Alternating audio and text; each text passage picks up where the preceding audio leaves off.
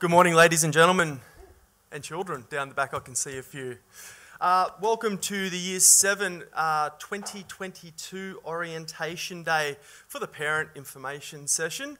Obviously your students that are here with us today, they're up in the drama room with the head of Year 7, Mr. Rob Wheel, and the Year 7 PC teachers, and they'll be meeting about 80% of the teachers who they'll be coming in contact with over the next calendar year as well throughout the course of the day. Before you hear some more from me, I'd like to hand over to our college principal, Dr. Sly, for his welcoming remarks. Thanks, Mr. Golder. Good to see you all here. And not that we normally need the microphone in this space, but we're being live streamed to the world, people who can't be here. So thanks for coming. Today is an important day for your children to hear a little bit more about Year 7. They'll have fun upstairs, and you will hear a little bit about what happens in Year 7 as well. How many of you are new families to the college? Probably a few. Okay, that's great. So the majority of you will be already parents at the college and will know quite a few things, but what you hear today is Year 7 specific. We think the Year 7, our Year 7 program is pretty special here. In fact, a couple of days ago, we had the official opening of this refurbished and extended building. And the Archbishop was here, and we unveiled a plaque, which is just behind the TV that you can't see, on the little curtain thing. So we, on that particular day, I mentioned that this building was initially built in 2005. So 2005 was when we first had Year 7 come and join the secondary campus. So that was 10 years ahead of the rest of Queensland. So Year 7, you probably know, used to be in primary. We had Year 7 in our secondary campus 10 years before the rest of the state. So we like to think of ourselves as trendsetters. We like to think of ourselves as the cutting edge of education, and that was part of the reason that we refurbished and extended this building. First of all, to cater for the extra streams coming through. A couple of years ago now, we put a 5th stream into Year 7, which is why we can take new families and new students in at that stage. But we also took the opportunity while we were building extra rooms to actually refurbish the old building.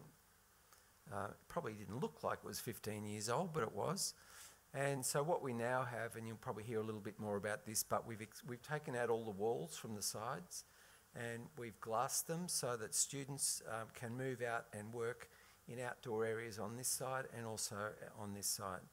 So upstairs we've enclosed the balconies as well, and we've put a surface where students can move outside and be a little bit more flexible in the space that's used in classrooms. These rooms would virtually never look like this with all the chairs facing the front because that's a very old-fashioned way of teaching. And that's not what we do in junior secondary. A lot of the flexible furniture is poked in other spaces so we could fit you in here with the COVID regulations and the amount of space we need to distance people. But your students will certainly, your children in Year 7 will certainly experience a different way of learning. Inquiry focus is the way we work, guided inquiry. They've been doing some of that in our Year 6 this year and in our primary campus, but that's the way we do it. And that really gives students a lot more ownership over their own learning. But I'm probably stealing some of Mr. Golder's thunder, so I won't say any more about that. You do get to hear from a couple of our students this morning who have been here for 1 year and 100 years. Not quite. But certainly a pre-prep student and a new Year 7 student this year. So you'll hear a little bit of their experience a bit later on. But I'll stop talking and hand back to Mr. Golder. But welcome.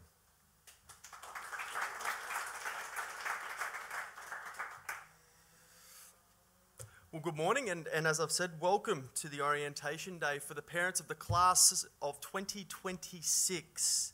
Unbelievable, isn't it, how fast time will actually fly? You will almost be finished with one lot of school fees by the end of 2026, and that's one way to look at it. It really does fly, don't worry, trust me. The primary purpose of today is to bring the cohort. I saw some high fives up the back there. That was good. The primary purpose of today is to get the cohort together. We do have 26 new students joining us next year in the 5th stream, but obviously they'll be spread out amongst the existing students. It's just a nice way for existing students to make some new friends, and also for some existing parents to get to know and see some unfamiliar faces and some familiar faces today as well. Unfortunately, we couldn't go ahead with the tour in the morning tea, and I understand there was a bit of angst. Trust me, no one was more disappointed when the feed wasn't on, because I do like a nice morning tea. But we'll look for a date somewhere in term 4, even multiple dates, to make sure that you are getting together and that we can do a full and proper tour of our offering for next year. Today, primary, again, we operate up in the junior secondary a little bit different. And year 7, we like to consider it the transition year.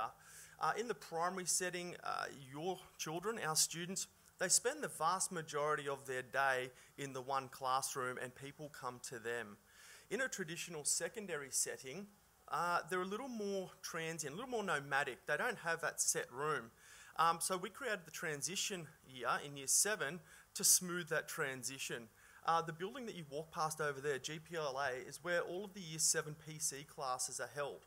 And 60% of their classes are held in that particular building so that they don't have to move every single time the bell goes. So we sort of graduate them into that secondary lifestyle where every time the bell goes, unless they've got a double, they are up and about. We make it a little bit easier by housing at least half of their classes in that building. So they've got that place that they can call home.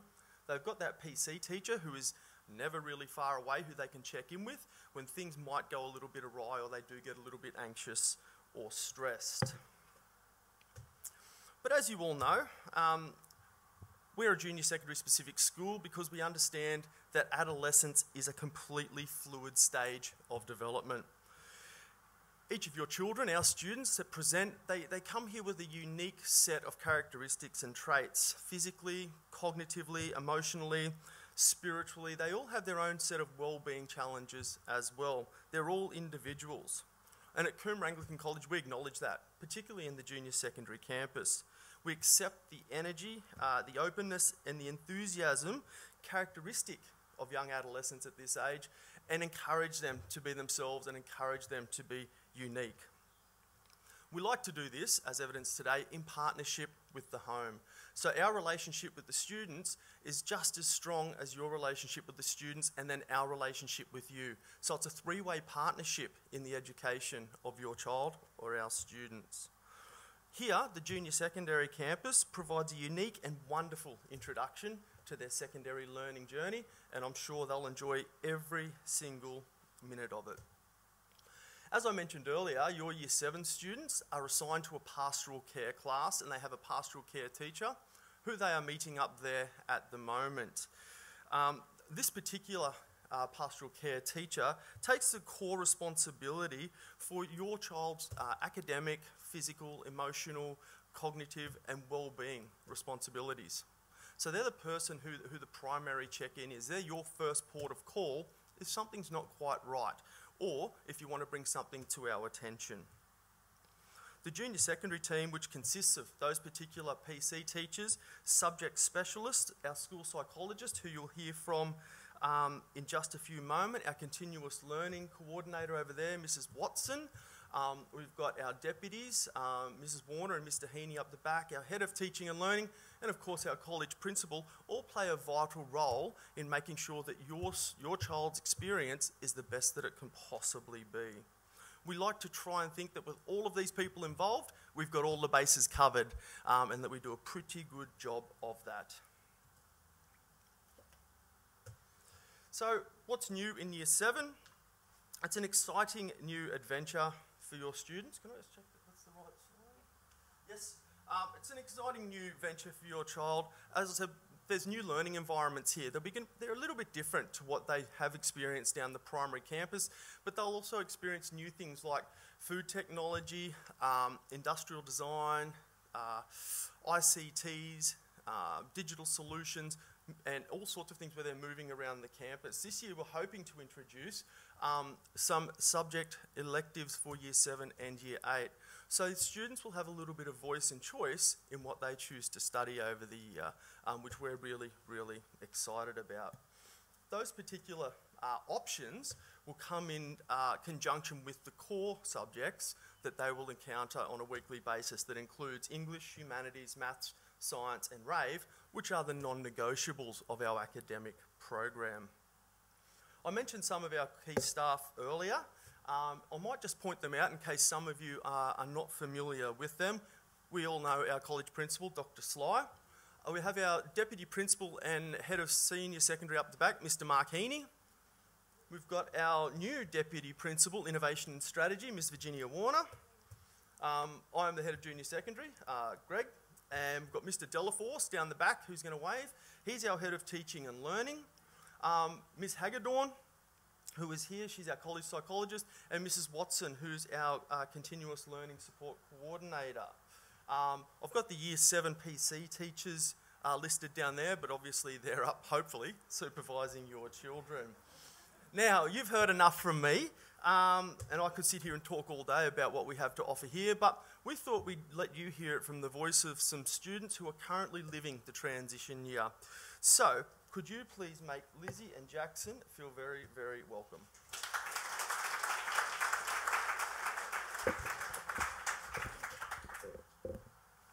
Actually, Mr. Gold has got his math wrong. We're the class of 2026, yours are the class of 2027.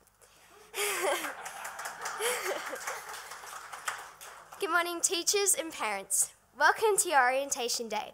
My name is Lizzie and this is Jackson. We are both fellow Year 7 students and are here to talk to you about what great things you have lying ahead of you in grade 7. I've been a member of the college since pre-prep, and I still think the school is just as awesome as it was when I started. Primary to secondary isn't much of a jump, but it is still really exciting and nerve-wracking. You will have lots of different opportunities in grade 7 that you didn't have in primary. Things like woodwork and digital technologies have proven to be fun new experience that we have encountered. Perhaps the best part of the community that we have here is the welcome and safe feeling that you get each morning when you walk in. As long as you have a smile on your face and a positive mindset, Year 7 will be a blast. I remember this day last year looking around the room at all the people that would soon be a part of my cohort. I was also apprehensive thinking about all the ways it could be different to primary. I soon realised after the first week of the year that it was the best place to be and I had nothing to worry about.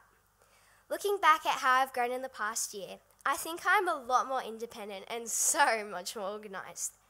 Being in high school makes me feel like I'm a lot more independent and have a better idea on how to set myself up for the future. I hope you have a great morning and get a glimpse at what next year might look like. Coomera Anglican College is such a great place to be, and I love that if you're having any trouble, you can speak to staff, college leaders, or even your peers, and they will help you out so much. Enjoy the rest of your orientation day, and I look forward to meeting your students next year. Thank you.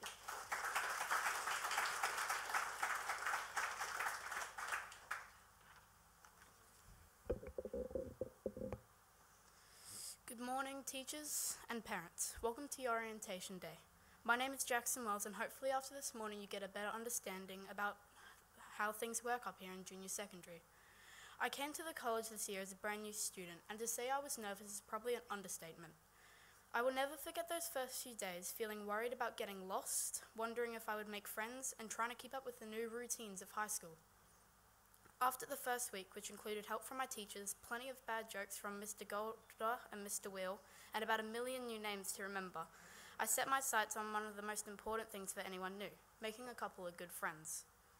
The best part about being new to Year 7 at Coomera Anglican College is in the first 2 weeks on camp, you get to go to camp.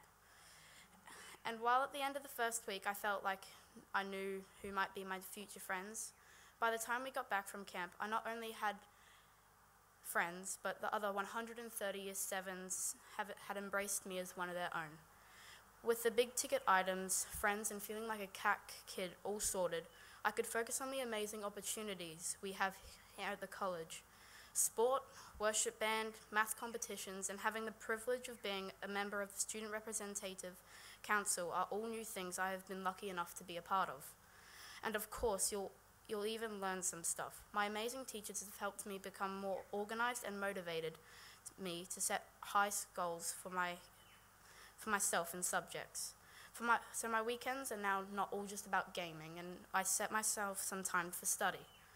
Whilst there will definitely be some nerves and butterflies coming to junior secondary, I can honestly say there is nowhere else I would rather be.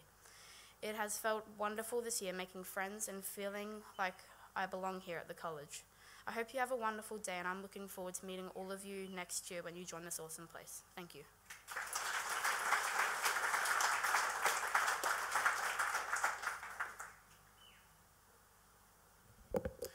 Note to self, adjust Lizzie and Jackson's report comment at the end of year to reflect their ambiguous and insubordinate nature. We'll speak later. No, well done. Yeah, exactly. And that's what we encourage, and it's obviously done very, very respectfully. In the junior secondary, we encourage our students to question when they're not convinced that something's right, or that they're not convinced with a solution that they've been given. And as you can see, they can do it very, very respectfully. They're two very, very lovely kids. All right, key member of staff who I'm going to invite up in the next couple of seconds is Miss Lauren Hagedorn. She's our college psychologist.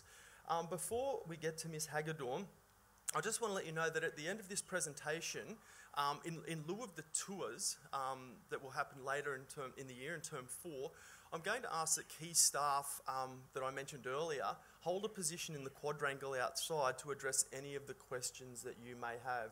That way we can do it outside without our masks on, but I'll ask that you observe the social distancing or the physical distancing of 1.5 metres when speaking to staff about any questions that you may have.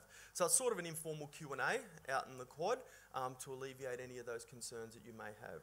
So without any further ado, can I please introduce Miss Hagedorn?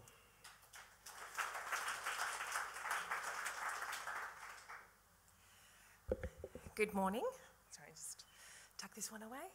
So as Mr. Golder said, my name is Lauren Hagedorn, Ms. Hagedorn to your students, and just so you are aware, I have been observing and analysing all of your body language since you've stepped on campus this morning. I've already figured out which families I'm going to be targeting, who's going to be visiting my office in the first couple of weeks, so don't be surprised if you hear from me. No, just kidding. Look, part of our focus in providing wellbeing support to our students, as Jackson very appropriately already shared with you, we try to take a bit of a light-hearted approach to sometimes the things that can be really tricky. Transitions are hard. Change is often difficult. One of the greatest quotes I heard many years ago was that it's not change that's hard, it's transition. And once we've actually worked through that transition, usually the change is actually a really good thing. And I'm sure that there are a number of your children upstairs who are excited and with a bit of a mixture of the butterflies and some not being able to determine are these nervous butterflies or these excited butterflies. And what I can tell you is that they're all the same. It's just all about how we interpret what that's going to be and how we're going to use it. So my role here on the campus is the secondary psychologist from 7 to 12. Fortunately for our Year 7s, my office is actually on the junior secondary campus, so I'm pretty easy to find, easily accessible. Greg and I share an incredible support person who I'll talk to you about in a moment to figure out if you need to find me for any reasons, if your students are struggling, I'm pretty easy to get a hold of, and you are welcome to come and have a chat. I do find sometimes in Year 7 the students need a little bit of grounding, and sometimes it's the Year 7 parents who need a little bit of grounding to know that, hey, it's okay. They're going to be fine. You're going to drop them off. There's no more carrying bags onto campus. There's no more walking them to the classroom door. And sometimes the students are ready for that, and the parents need to work through that transition too, because your little kids are soon to become teenagers. So brace yourself. If this is your first time hearing that you are about to be the parent of a teenager, steady yourself. If you've been there before, please look around and familiarise yourself with the faces in this room, because they might need you. They might need you to say that it's okay. If you're worried about Year 7, don't tell them about Year 9. Please, definitely do not tell the Year 7 parents who don't have older kids about Year 9. We will cross that part in 2 years, okay? You will know me very well by then. But look, just to give you a little bit of an idea of the role here that I play, it's around supporting students directly, but also at the college, we do have a wellbeing focus. So we understand that if students aren't in the right headspace to learn, we can deliver the most phenomenal academic program ever, but it's not going to have the greatest effect. So well-being is ingrained and woven into every single thing that we do here at the college, and so it's not actually a big deal to have a conversation with a psychologist or a counsellor or a pastoral care teacher or a well-being support person at the college. It's just what we do because everyone needs help at some point. So when students do have difficulties with friendships, sometimes it is around learning and organisation. You heard Lizzie, who I think we can all agree she's a very accomplished speaker and obviously quite a strong student, but even someone like Lizzie can say, oh yeah, when I came to year 7, my organisation was like this, and by the end of grade 7, my organisation has significantly improved. And sometimes, and some little ones come with their diaries colour-coded and ready to go, and others get to the last week of term 4 and they finally figured that system out. And that's okay. So we will help walk them through that. But sometimes with young people going through growth and transition, sleep issues are challenging. You'll be faced with mood changes and fluctuations. Sometimes family life can be a little bit topsy-turvy. And our role is to, as Greg said, it's a 3-way partnership between students, college and parents to be able to support our young people here to feel safe, secure and ready to learn, knowing that whatever's happening at home or happening at school, it's okay, we can all collaborate and work together. There are so many other reasons that students walk through my door. Sometimes it's to have a little bit of a whinge about you guys, but that's okay because I tell them on day 1 that I'm not actually allowed to tell you. So they're allowed to walk into the psychologist space because there are rules around confidentiality. And so if you are coming from the primary campus, you would know that we've had a phenomenal resource in Carrie Lowe there.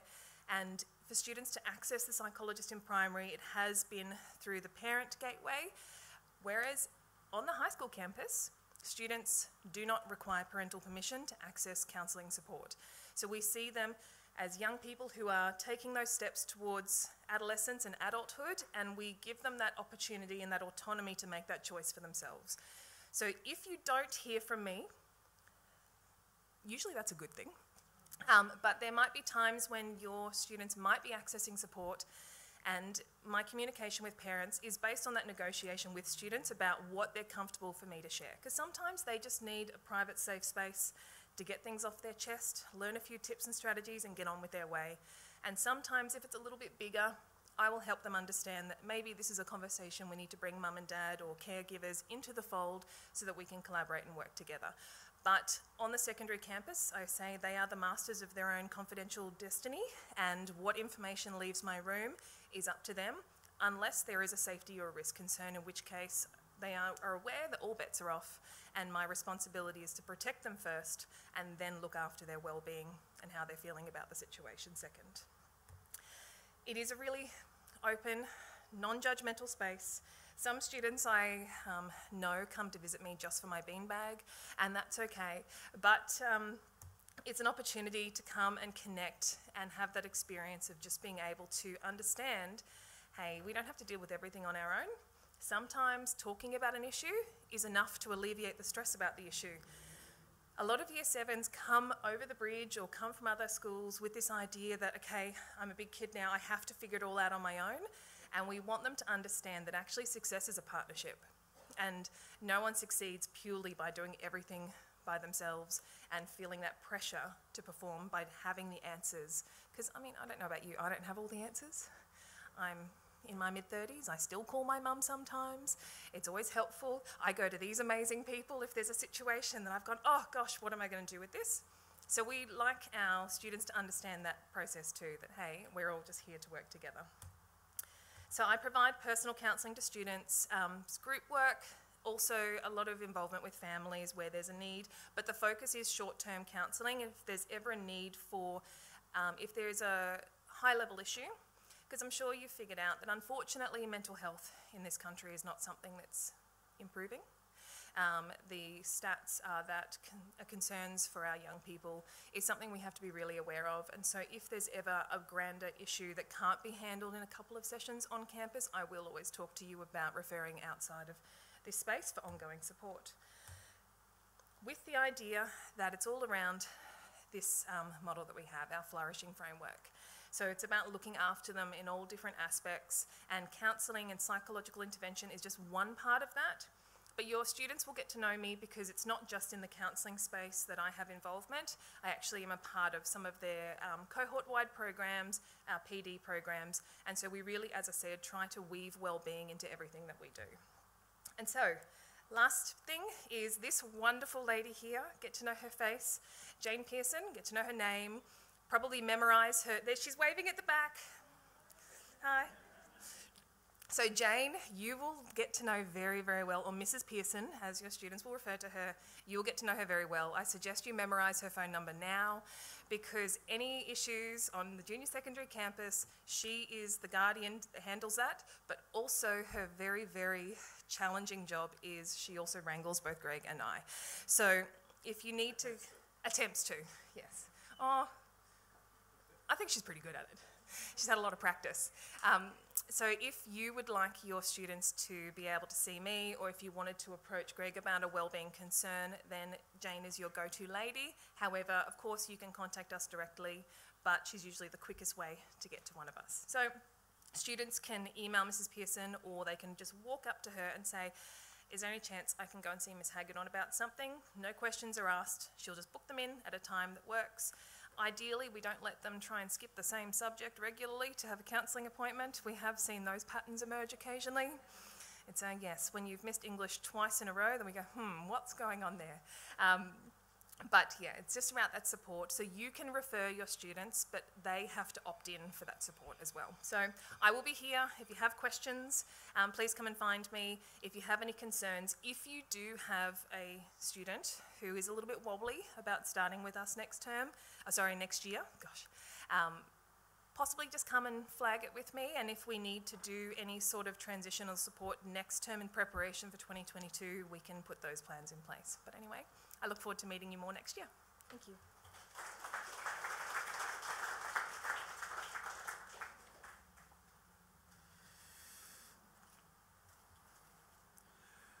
Okay, ladies and gentlemen, I think you have got a pretty good handle on what the theme of this morning was, and that was to let you know that we're here for you. We're here for your students, and we're here to make sure that this transition year next year is as smooth as it possibly can be.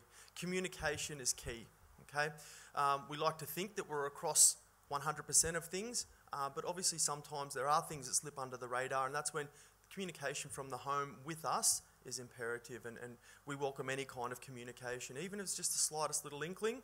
It could be the small piece of the puzzle that we've been looking for that doesn't quite fit. So please, we'll work together. So that ends the formalities for today. You all would have sat down with this little pack. Inside that pack, I'd like to draw your attention to a little booklet here that has all of the information about Year 7 and the subjects that your children, our students, will be undertaking next year. So please take the time to go through that with your children this evening. They're getting a rundown up there as we speak about what they're going to be covering next year. And what I'm going to do now is we're going to position ourselves, key staff are going to position ourselves out in the quad, and we're going to answer any questions that you might have. We're acutely aware that it can be quite nerve-wracking to put your hand up in a big group of adults and ask a question that might be of a private nature. So we'll position ourselves out there and we'll do our very best to answer any of those tricky questions that you might have for us. Mrs. Watson's already left, but I'll just remind you, Mrs. Watson is our coordinator of continuous learning. She's in the black dress, so if you've got a question relating to continuous learning, Katie is the person that you see up there. Mr. Delaforce, our head of teaching and learning, was the taller gentleman. He had a black mask on and a blue suit.